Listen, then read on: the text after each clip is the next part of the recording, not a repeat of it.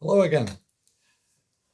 Another book on close protection, and this is the last one in this series of videos. And really, I've saved the best till last. Many of the books that we've looked at are biographies of people working in the field of VIP protection or of the organizations that they work for. This book that we're going to talk about today is a comprehensive training manual.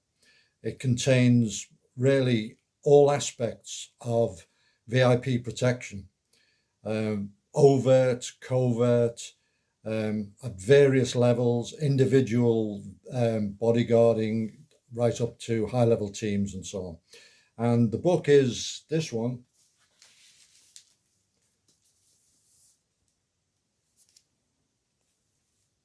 Close Protection, A Closer Observation of the Protection Equation by Richard J. Aitch.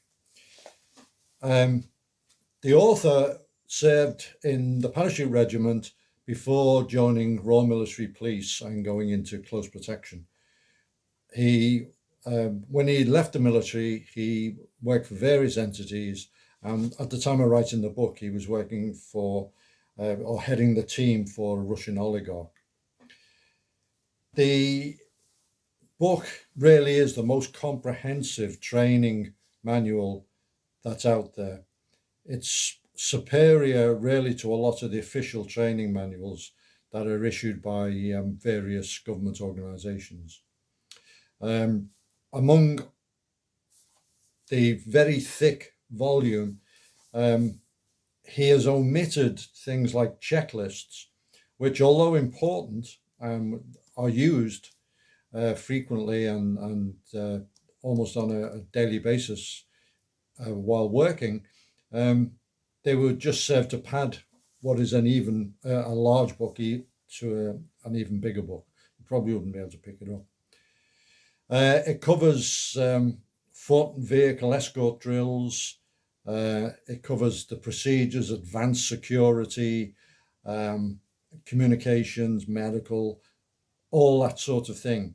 He then goes into CQB at a high level, and the book is very, very well illustrated. A lot of diagrams, photographs, all the formations and so on, and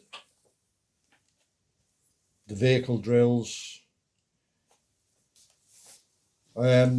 As he's worked on the ground, either for RMP or in a private capacity, he's amassed a great deal of information and taken lots and lots of photographs of various teams in action, and they're all in the book.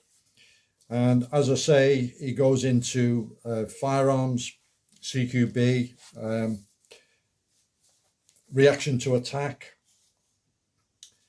in the both foot and vehicle ambushes.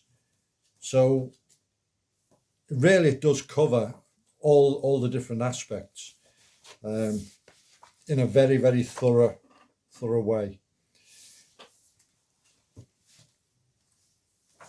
He, as I say, has observed lots of the other teams and bodyguard units in action, and critiques some of their methods. He even critiques some of the things he was trained in himself and kind of revises it, which is a good thing because not a static kind of activity. It's got to develop. Everything is based on the threat, and as the threat changes on a worldwide capacity, so our procedures and drills have got to change. The only really thing I'd mention in the book that I found to question is he mentions the bodyguard posture, where you're standing with your hands crossed in front of your groin while on duty. and he mocks this, but doesn't give what he suggests you do with your hands and how you stand. So that posture is widely used, and it stops you leaning against a wall.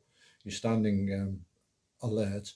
Your hands are in a comfortable position. They're out of your pockets, and you can react. You can access a weapon, or you can fend somebody off.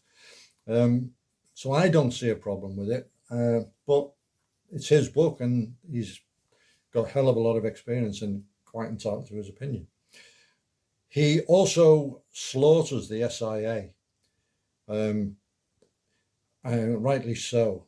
I mean, the SIA has been a very detrimental agency in the business, as far as I can see, to the point where there are now more close protection training companies than there were close protection operatives when I was first working on the circuit. Training is being offered at a tremendous volume. And the syllabus, which is set by the SIA, is not fit for purpose.